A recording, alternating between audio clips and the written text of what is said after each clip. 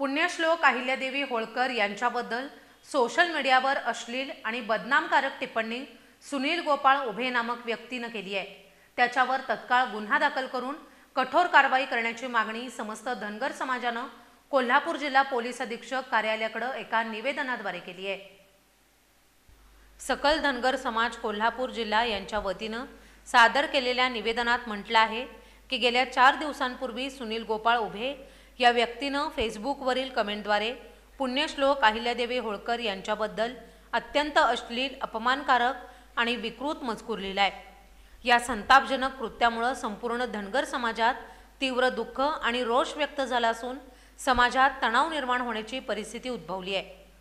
पुण्यश्लोक अहिल्यादेवी होळकर या संपूर्ण समाजाच्या प्रेरणास्थान आहेत आणि त्यांच्याबद्दल अशा प्रकारची घृणास्पद भाषा वापरणं ही केवळ धनगर समाजाचीच नव्हे तर महाराष्ट्राच्या अस्मितेचीही विटंबना आहे।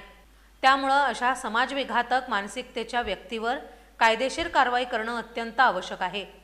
सुनील गोपाळ उभे याच्यावर सामाजिक सलोखा बिघडवणं, अश्लील मजकूर प्रसारित करणं आणि समाजाच्या भावना दुखवणं या कारणांवरून तत्काळ गुन्हा दाखल झालेला असून त्याला जास्तीत जास्त शिक्षा मिळावी यासाठी प्रयत्न करावेत। अशा समाजविघातक प्रवृत्तीला आळा बसावा यासाठी पोलीस प्रशासनाने तत्परता आणि संवेदनशीलता दाखवावी।